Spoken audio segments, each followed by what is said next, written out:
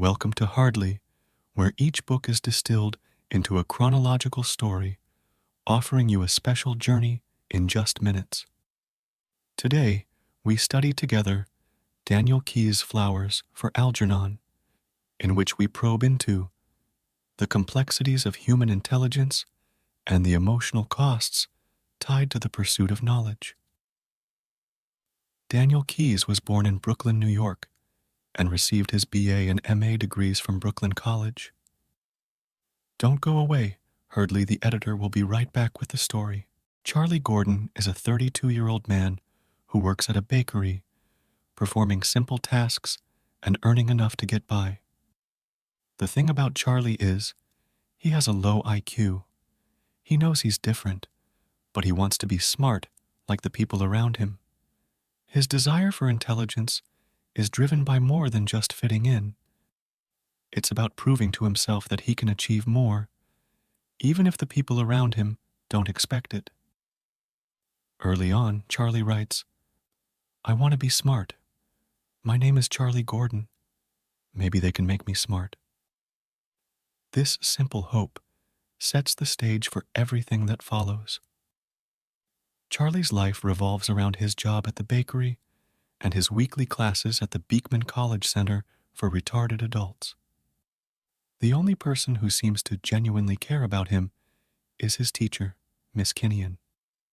She sees his eagerness to learn, even when others don't. Charlie's life before the experiment is a mix of naivety and confusion, but he maintains an innocent optimism. He's not bitter about his circumstances. He just wants a chance to prove himself, even if he doesn't quite understand what it means yet. The story picks up when he's chosen for an experimental surgery designed to increase his intelligence, a decision that turns his life in a direction he couldn't have anticipated. The surgery has been tested only on animals before, and Algernon, a mouse who had the same procedure, serves as a kind of measuring stick for the experiment's success. Charlie, both hopeful and nervous, steps into the unknown, not fully grasping the risks, but clinging to his belief that this is his one shot at becoming normal. After the surgery, Charlie faces a series of psychological tests that push his mental limits. He struggles to understand what's expected of him. He doesn't comprehend why they show him ink blots or ask him to make up stories about pictures. The process frustrates him, but his perseverance is evident. Charlie is determined to succeed, even when he doesn't quite know how to. His confusion is captured perfectly when he writes, "I don't understand the tests, but I try hard." Despite these challenges, Charlie's transformation begins slowly but steadily. He notices small changes, though they're more physical than intellectual at first. His journey is not without frustration and doubt, but the shift from hoping for intelligence to the reality of gaining it is a profound and daunting experience. What he wants more than anything is to be smart enough to make his mother proud and reconnect with the family he barely remembers. Now, as Charlie starts to feel the first inklings of his transformation, the focus shifts. What does it mean to truly gain intelligence? What happens when someone begins to understand more than they ever have before? This leads us into the next phase, where Charlie's journey becomes far more complicated and the price of knowledge becomes clearer. As Charlie's intelligence begins to increase, the changes in him are both exhilarating and unsettling. It's no longer about passing tests or simple improvements in reading and writing. He's now leaping ahead at a pace that surprises even the scientists. His mind starts absorbing new information rapidly, mastering complex subjects like languages and mathematics that once seemed impossible.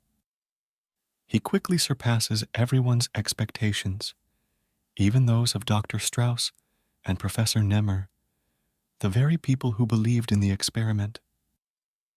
What's fascinating is how, With each increase in intelligence, Charlie's perception of the world around him sharpens. It's no longer just about learning new things. It's about seeing life in a way he never has before. He starts reflecting on his relationships with the people at the bakery, particularly Joe, Frank, and Gimpy. These men, whom he once considered his friends, are revealed to have mocked him behind his back. The moments that used to confuse him now come into focus with painful clarity. In one of his progress reports, Charlie writes, "I used to laugh because I thought they were laughing with me, but now I know they were laughing at me." This realization cuts deep and leads to a growing sense of isolation. As his mind races ahead, Charlie's emotional intelligence lags behind. He becomes increasingly frustrated with the people around him, including those he once admired. His interactions with Miss Kinnian grow strained as he begins to outpace even her in intellectual conversations. He finds himself more distant from her, not because he wants to, but because his new intelligence makes it harder to connect with those who are still in his former intellectual sphere.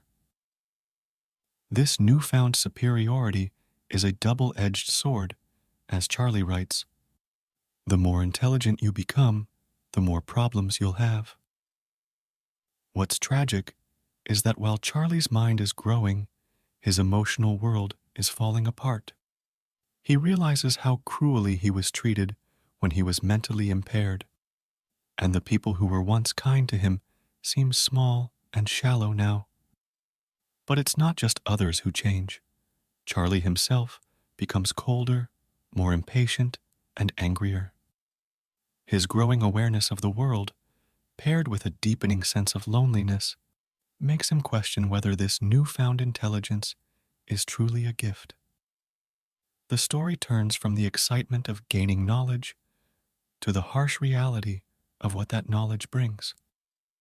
Charlie is no longer the happy, innocent man he once was. He's caught in a place between his past and the present, where neither version of himself seems to fit. And yet, as he begins to comprehend the complexities of human relationships, the looming fear that his intelligence may not last forever starts to surface. This brings us to the final part of Charlie's journey. His intellectual growth may have peaked, but the emotional and personal costs have already begun to weigh heavily on him. As he faces the potential loss of everything he has gained, the question remains, was it all worth it? Charlie reaches the pinnacle of his intelligence, but with it comes a sobering discovery. His gains are temporary. What once seemed like a new life begins to unravel. His brilliant mind, capable of complex thought and profound insights, starts to show cracks. The first signs of decline come as subtle moments of forgetfulness, and then more drastic lapses in his memory. Meanwhile, Algernon, the mouse who underwent the same surgery, exhibits even starker signs of deterioration. He becomes erratic, aggressive, and disoriented, foreshadowing what lies ahead for Charlie.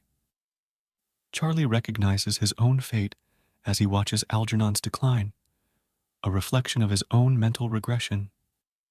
The sharpness of his once brilliant mind fades, and with it, the emotional distance he had built between himself and those around him.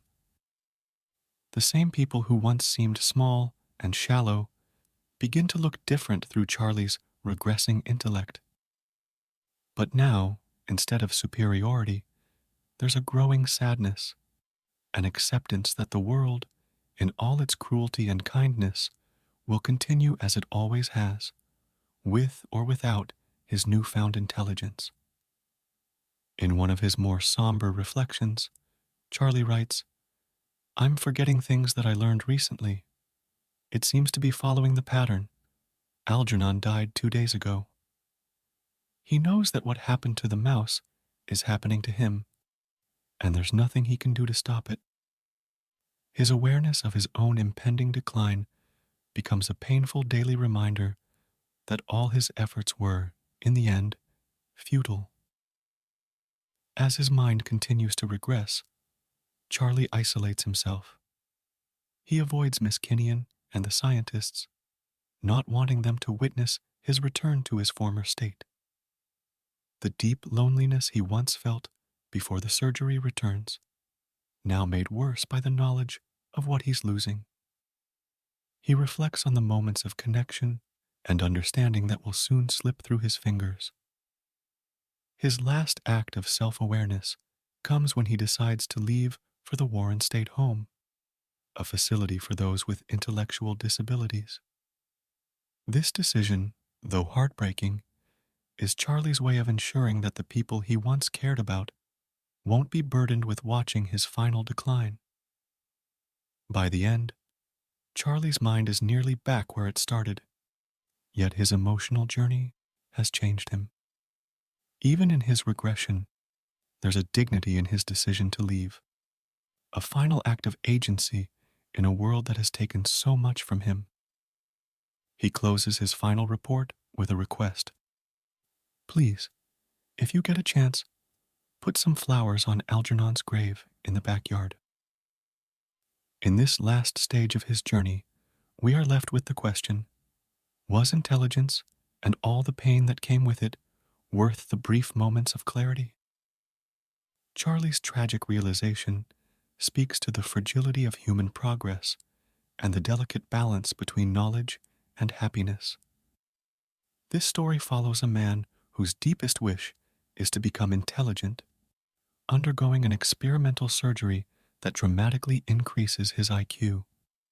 But as his intelligence grows, so does his awareness of the world's cruelty and his own isolation. The newfound knowledge brings both excitement and heartbreak, as he begins to see how others once mocked him and faces the inevitable decline of his mind. The story explores whether intelligence and knowledge truly lead to happiness, or if ignorance might bring a different kind of peace.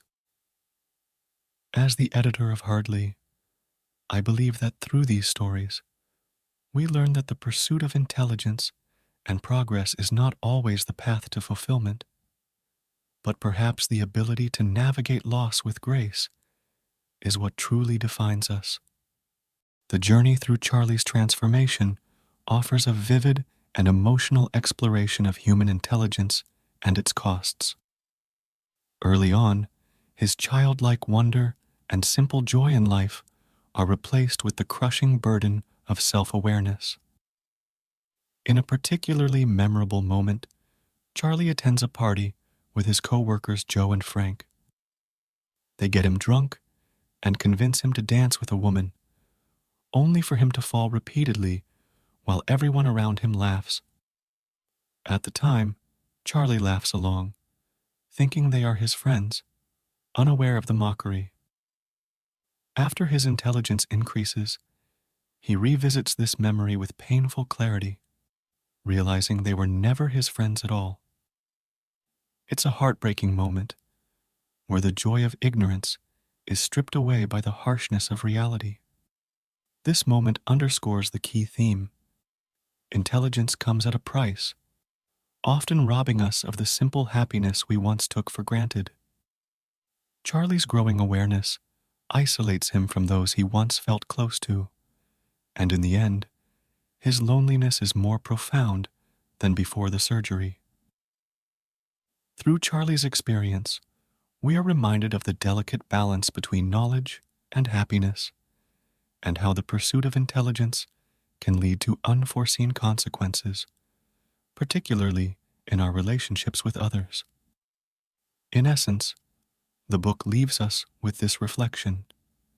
Sometimes, the more we understand, the harder it becomes to find peace.